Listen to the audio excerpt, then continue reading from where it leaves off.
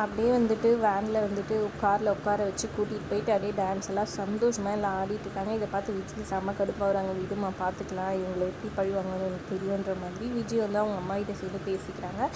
அதுக்கப்புறம் இப்படி போயிட்டு முடிச்சதுக்கப்புறமா வீட்டில் வந்து ஃபஸ்ட் நைட்டுக்கான ஏற்பாடெல்லாம் பண்ணிகிட்ருக்காரு மாறன்.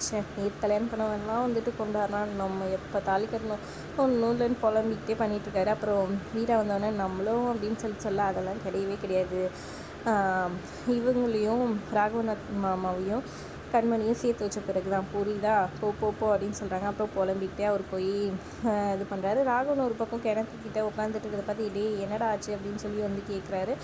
ஒன்றும் இல்லைடா கண்மணி எப்போ ஏற்றுப்பாலும், நீ ஆச்சு ஏதாச்சும் பார்த்துட்டேடா, நான் ஒன்றுமே பார்க்கலடான்னு புலம்பி தள்ளிட்டுருக்கிறாரு. அப்போ கரெக்டாக கார்த்திக் வராரு.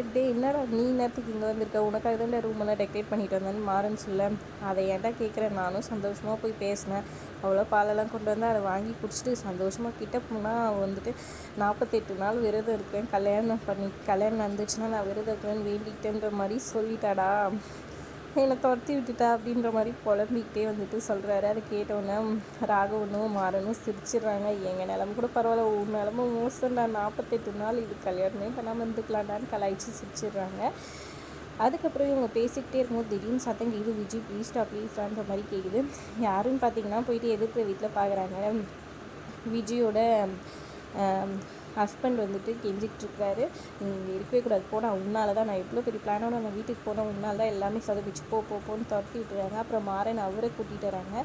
இதை பார்த்து வீரா எல்லாருமே வந்துட்டு இவனை எதுக்காக இங்கே கூட்டிகிட்டு வரீங்க, இவன் அந்த விஜயோட ஹஸ்பண்ட் தானே அப்படின்னு போகாமல் கேட்க, இவர்னால தான் நாங்கள் 2 பேரும் இப்போ வெளியே இருக்கோம், அதனால் இவர் இங்கே இருக்கட்டும், சகலை நீங்கள் வாங்க சகலை, உங்களுக்கு வந்து ஏற்கனவே விஜய் இருந்த ரூம்லேயே நீங்கள் தங்கிங்க, உங்களுக்கு என்ன வேணுமோ சொல்கிறேன், நான் பார்த்துக்கிறேன், விஜயை உங்களோட சேர்த்து வைக்க வேண்டியது என்னோட பொறுப்புன்ற மாதிரி மாறன்னு சொல்லி உள்ளே அனுப்பிச்சு விட்டுறாரு. அப்புறமா வீரா எதுக்கு இதெல்லாம் தேவையில்லாத வேலை, இல்லை இவனால் நிறைய காரியம் ஆக வேண்டியது இருக்குது, இவனால் நம்மளுக்கு உதவி தான் இருக்குது, நீ கவலையப்படாத வீடுன்ற மாதிரி சொல்லிடுறாங்க. மறுநாள் காலையில் பார்த்திங்கன்னா அவர் எழுந்து வராரு.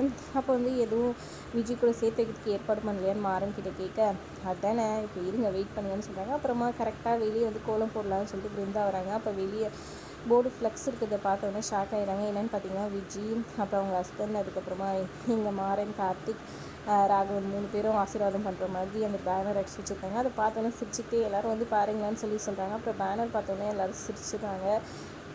அப்போ கரெக்டாக ஊர் ஆளுங்கெல்லாம் வந்துட்டு இவெல்லாம் மோசமானவன், ராமச்சந்திரன் வீட்டில் போய் உட்காந்துட்டு கல்யாணம் ஆன மாதிரி எப்படியெல்லாம் நடிச்சிட்டு இருந்தா அப்படின்னு ஊர் ஆளுங்க திட்டிகிட்டு இருக்காங்க. அப்போ விஜய் வந்துட்டு ஒன்றும் புரியாமல் பார்த்துட்டு இருக்காங்க அவங்க வீட்டு வாசலேருந்து. அப்போ பேனர் பார்த்தோன்னே ஷாக் ஆகி கோவம் வந்துடுது. எல்லாருக்கும் காரணம் மாறன் தான் தெரிஞ்சுட்டு ரொம்பவே கோவப்பட்டுட்டு இருக்காங்க. அதோட எபிசோட் முடியுது. தேங்க்ஸ் ஃபார் வாட்சிங்.